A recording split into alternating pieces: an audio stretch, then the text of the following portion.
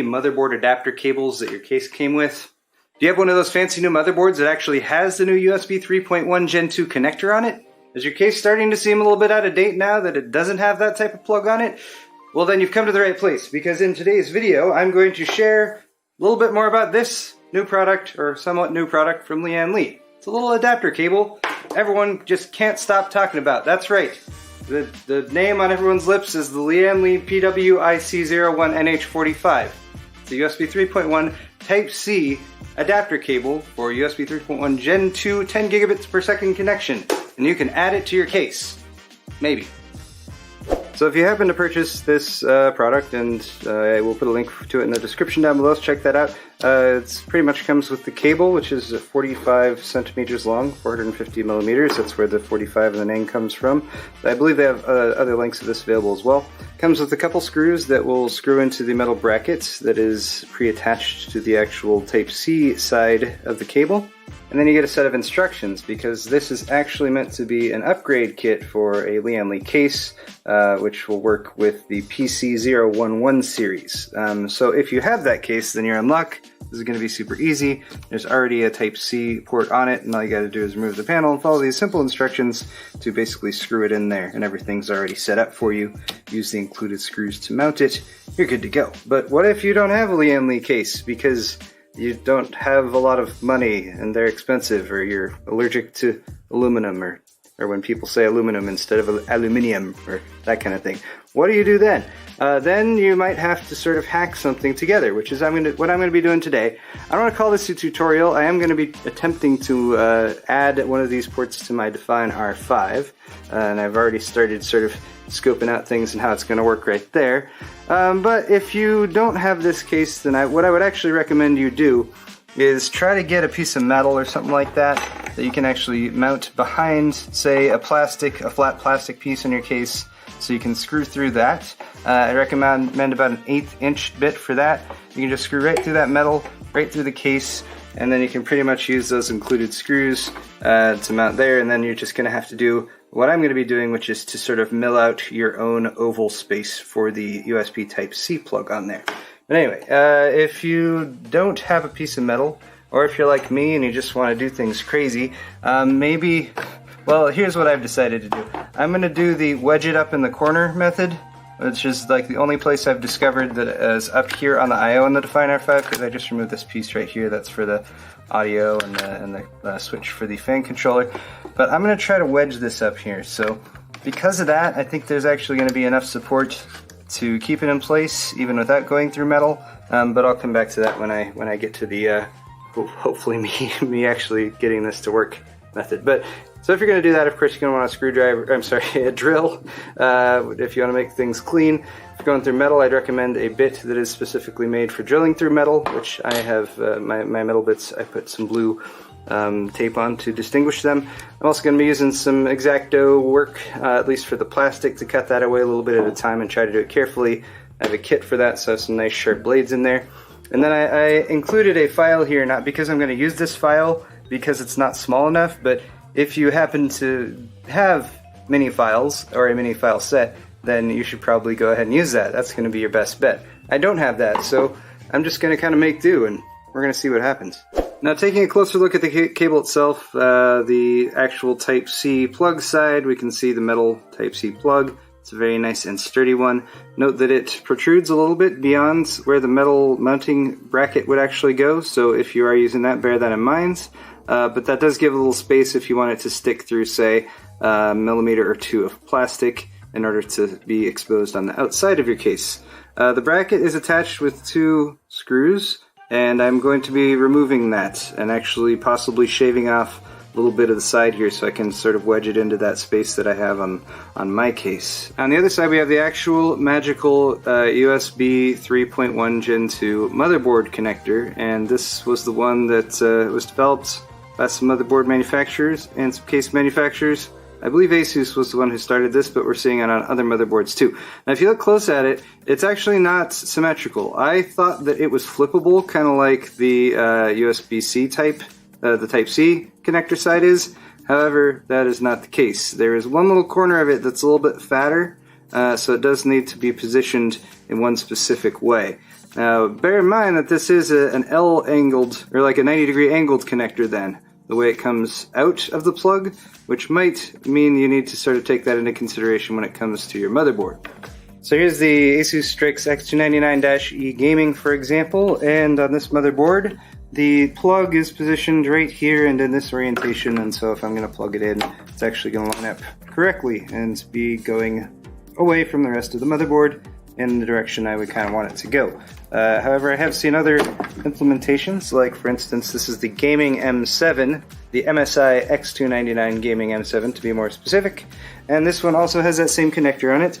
However, this one's positioned vertically, and like I said, I originally thought it was flippable, and I was like, oh, then that'd be fine, you can kind of choose which way you want it to go, but in this case it's going to end up going north, so it might potentially, like probably not, but it might conflict with that USB 3.0 connector right there, but I mean, we hate that one now anyway, so who really cares about that? But something to bear in mind, and I have seen just vertical versions of these too, rather than just the 90-degree angled ones, so maybe look out for one of those if your motherboard orientation is a little bit more challenging.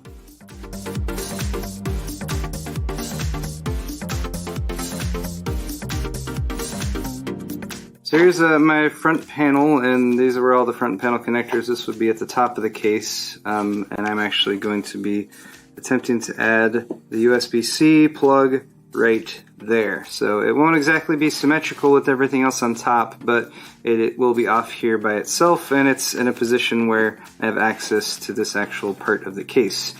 Now I'm basically going to drill through this side once I figure out where I want it to be.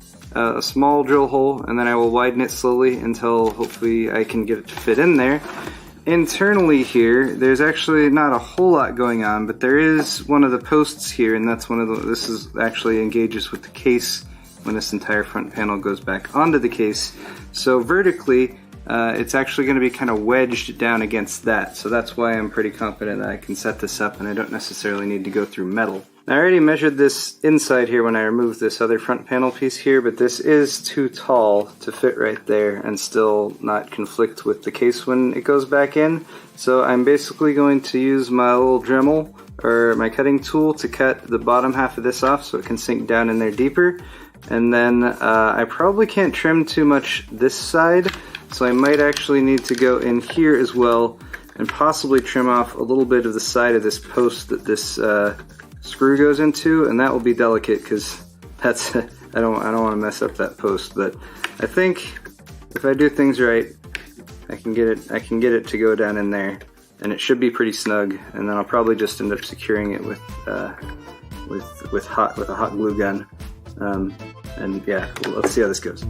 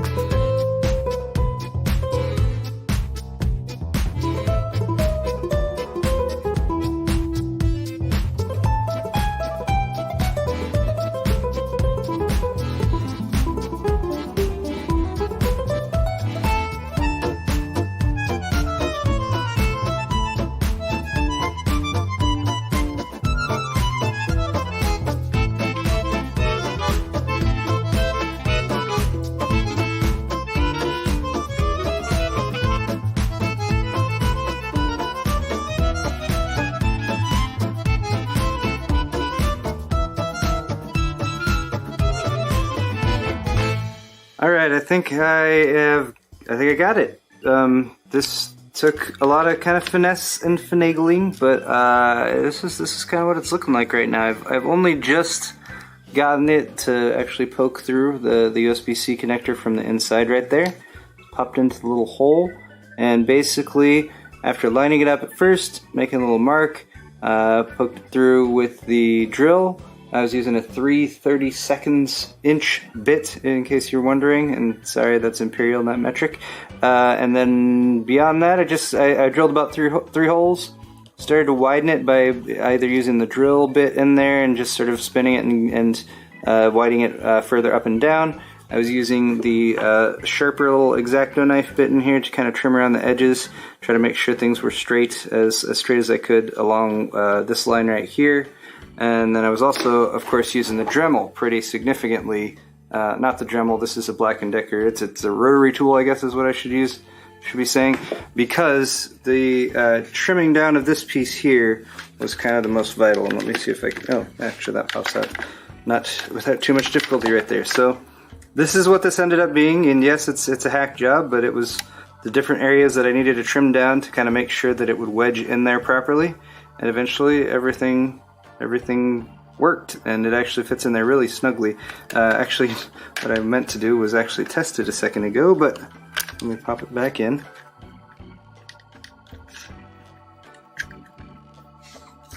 Okay, so it definitely takes some finagling to get it in there, but once I get it lined up, I can push it up so where it's almost flush with the edge that I cut out right there, and overall looks fairly clean. You know, it's almost completely level as far as I can tell. And the, of course, actual litmus test is taking a USB Type-C plug, plugging it in. There we go. Ta-da! Unplug. Plug back in. Yay! Alright, now the last thing is that this little nub sticking out right here is almost flush, but I think that's actually going to help because that'll push up against the case once I put this back on. So let's put this back on and see how it looks with everything actually attached to the case. And here's the completed project. This, by the way, is my custom modded already Define R5, which has been used in Arctic Panther and is going to be used in the refresh of that, which I'm working on next. All the water cooling parts are scattered around all over there. But there is what it looks like, finished product. So there's your front I/O. And I know, again, we lose a little bit of the symmetry, but check it out. Just dominating the Define S with not only USB 2 and 3.0, but also the USB 3.1 Gen 2 right there with the Type-C connector. I mean, it'd be fun to add one there too, but I guess there's not enough connectors on the motherboard. But yeah, I think that looks pretty clean. I think that turned out pretty nice, actually nicer than I was expecting. I mean, there's a few scuff marks around there, but overall I got the size right, I believe. And it's like so snug in there that I don't think I even need like any glue or anything. I think I can just leave it as is. All the other pieces in there just kind of holding it, so it should be good for plenty of plugs and unplugs without losing durability, or hopefully. But anyway though guys, that is going to be all for this video. This has been a quick little demo, mod, instructional / just see what happens video with the Lian Li PWIC01NH45. The builder's choice for adding USB